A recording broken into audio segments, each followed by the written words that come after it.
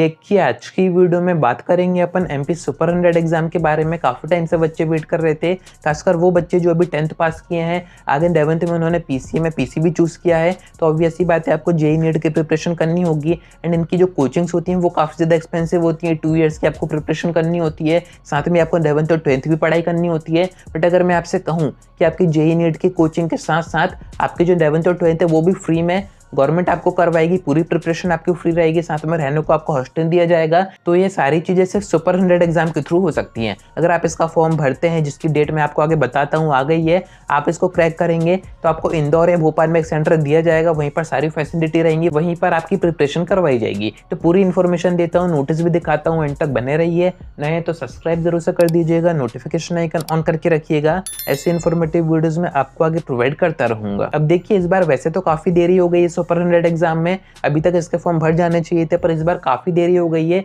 इसकी जो डेट है फॉर्म भरने की वो इस महीने के 11 तारीख से 20 तारीख तक आप इसके फॉर्म भर सकते हैं। एमपी एसओएस की वेबसाइट से आप इसका फॉर्म भर पाएंगे। आप चाहे तो खुद भी भर सकते हैं या फिर किसी भी एमपी ऑनलाइन से भरवा सकते हैं। वहां पर आपको बस एक ही चीज चाहिए रहेगी, 10th का रोल नंबर अगर आपके पास है तो आप फॉर्म भर पाएंगे। अगर आप किसी गवर्नमेंट स्कूल से पढ़ाई कर रहे हैं तो ही भर पाएंगे। अगर आप किसी प्राइवेट स्कूल से पढ़ाई किए थे 10th की तो फिर आप फॉर्म नहीं भर पाएंगे। एंड यहाँ पर एक और चीज चेंज हो गई है, परसेंटेज का यहाँ पर सारा क्राइटेरिया हटा दिया गया है। अगर आपने 10th पास की है, 33% से भी की है, तब भी आप इसका फॉर्म भर सकते हैं। अब देखिए, जो नोटिस आया था वो मैं आपको दिखा देता हूँ। काफी वेट करवाया एमपीएसओएस ने, बट फाइनली इसका नोटिस आ चुका है, जो कि आप स्क्रीन पर देख ही रहे हैं। 8 तारीख को इसका नोटिस आया था।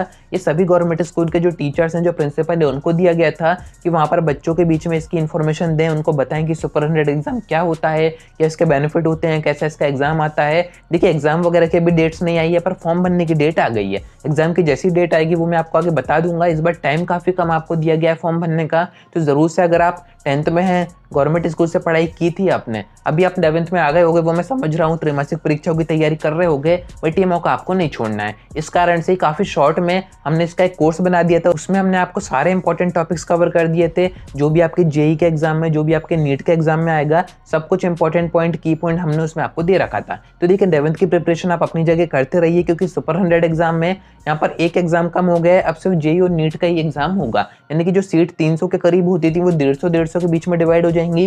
150 नीट की रहेंगी, 150 आपकी जेईई की रहेंगी। पर ऐसा भी नहीं है कि सभी बच्चों का एडमिशन हो जाएगा। तो 11th की आप जहां पर भी आपने एडमिशन करवाया है, पढ़ाई आपकी शुरू हो गई होगी, प्रिपरेशन आपने करनी स्टार्ट कर दी होगी त्रैमासिक परीक्षाओं की, वो आप अपनी जगह करते रहिए, उसको डिस्टर्ब मत कीजिए, क्योंकि यहाँ पर रिस्क है। क्योंकि आपका जरूरी नहीं है कि सुपर 100 एग्जाम में हो ही जाएगा, पर फिर भी आप प्रिपरेशन इसकी साइड में करते रहिए। अभी आप 10th पढ़ के आए हैं, माइंड में आपके 10th की सारी चीजें होंगी।